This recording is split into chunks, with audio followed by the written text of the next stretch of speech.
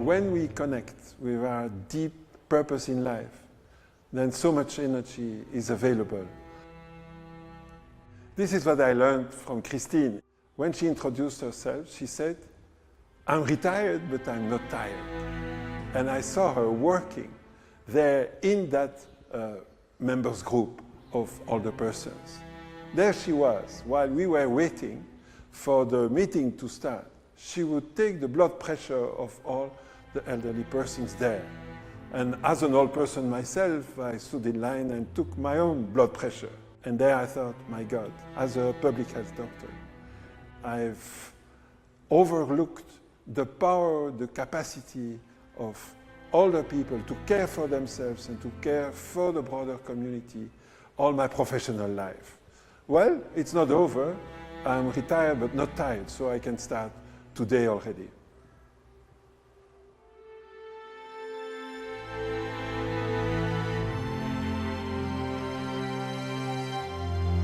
Il y a quelques jours que je suis arrivée à Ouganda pour visiter des communautés. Et moi, quand je venais dans l'avion, j'ai parlé avec la personne que j'aime aujourd'hui et on parlait de notre futur. Et moi, je lui disais, pourquoi penser à notre futur? On vit le jour à jour, pourquoi se prendre la tête, pourquoi rêver? Parce que nous, on a nos enfants, on a notre vie, alors on peut, d'une façon ou d'une autre, continuer. Et en voyant ces communautés, je me suis dit, il y a la possibilité de rêver à tous les âges. Et surtout, j'ai trouvé très touchant l'histoire d'un monsieur qui a, selon lui, 120 ans, et que son rêve, il est en réalité voir ses petits-enfants grandir et surtout qu'il trouve du travail, qu'il a une vie meilleure que lui la même. Alors, si ce monsieur, avec cet âge, il est capable de rêver ça, pourquoi je ne le ferai pas? Alors, je pense que mon apprentissage aujourd'hui, c'est que je peux rêver à n'importe quel âge et je pense qu'à partir de maintenant, je vais rêver un peu plus.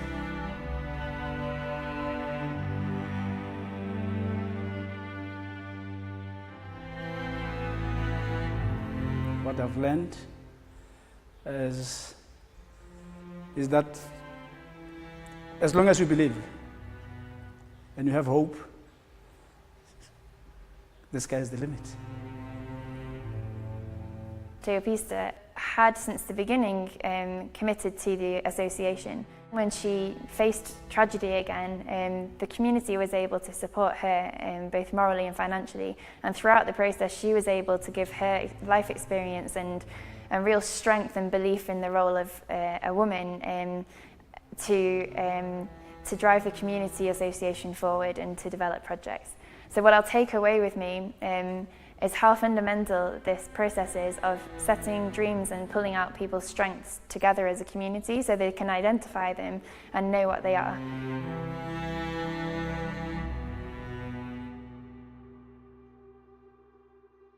We have interacted with people from different countries, from different backgrounds, and together we have been able to use each other's strengths and learn from one another, and what we have learned will help us to be better human beings.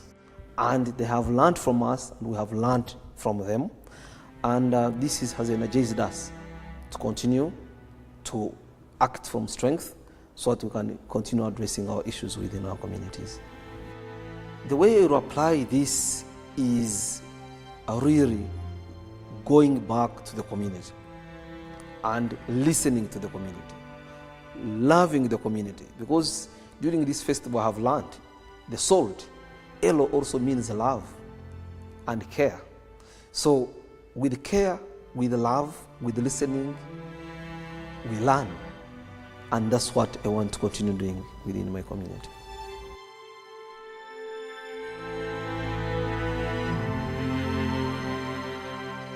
L'histoire de maman Marguerite m'a inspiré quand je vais rentrer chez moi, dans notre pays. Je comprends que la vie communautaire commence d'abord par la vie personnelle. Commencer d'abord à mettre de l'ordre et puis apporter ce que moi j'ai pour le bien de la communauté. I learned that when people come together, whether it's as a community or just a family, they can only prosper. So I learned that by going to visit Ada.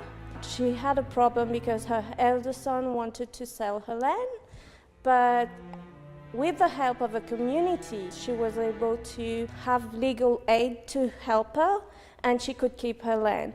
Then her family would come together, they use their land to make their own different activities, and they are prospering in that way. I learned that an impacting story can be a powerful way to stimulate movement in a community. Musa went back to his community after a while. He discovered that the association of women were destroyed, and he decided that he had to do something. And he remembered his own story. He started to tell the story to this community and stimulate all these women, saying, what did you gain in being in this group? And with those questions and his story, he managed to mobilize the community to really think about the unity of the community and the importance of being together. Even if we are two, we are more than one. What I want to bring back to my home from this lesson is there's importance to share stories, to mobilize the group around me. Like this, I may inspire people to act and to change something.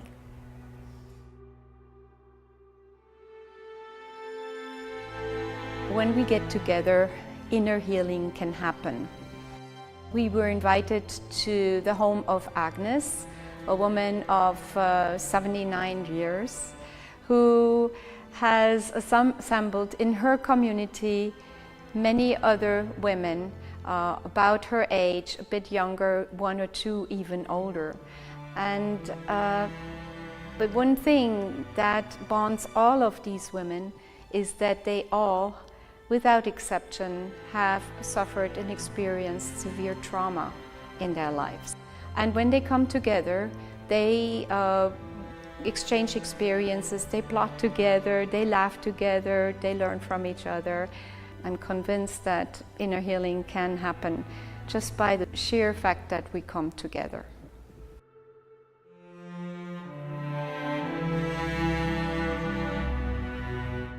I made myself available to them, and there were several questions that they threw to me, and they were asking that what should I do? So there was a moment, decisive moment, where I shared my helplessness. From there I could learn that if you let go of your analytical self, and if you are not interested in doing a review of community, then you try to connect with the people and you just be with them, and the story unfolds. Ce que j'ai appris de cette dame, c'était le transfert, au fait. La transmission de cette connaissance-là, son savoir-faire. Sa grand-mère dit, mon petit-fils, même s'il part, il s'envole, il devient pilote, il n'oubliera jamais de là où il vient, il n'oubliera jamais qu'il sait faire du chapati. I had an opportunity of visiting Mr. Semakula. He started planning on how he was going to retire.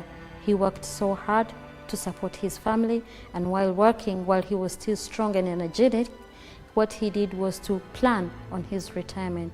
So after some time, Mr. Semakula got seriously sick. So at his workplace, they had to ask him to stop. He looked for other alternatives. He started doing other things that made him earn a living. And by the time he got 60, he had achieved a lot of things. So this is what he shared with us, and he said, if you're still young, you should start planning on how you're going to retire. You should not wait until you are old. We want people to retire gracefully and not to suffer when they have reached the retirement age.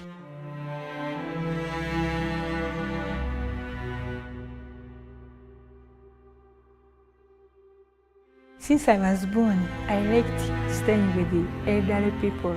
Though I'm not related to them, there are some elderlies whom I used to go and they are just, anyway, they were lonely, see? They don't have anybody to look after them, but I became their daughter. I could go and bathe her. I put her a good dress. I give her something to eat. I share with her, just I sit on the same bed with her. When I go, I don't shout at her that you, old woman, why have you done this, this and this and this? It's very bad if you do this. What I do, I just go slowly. I touch her like this.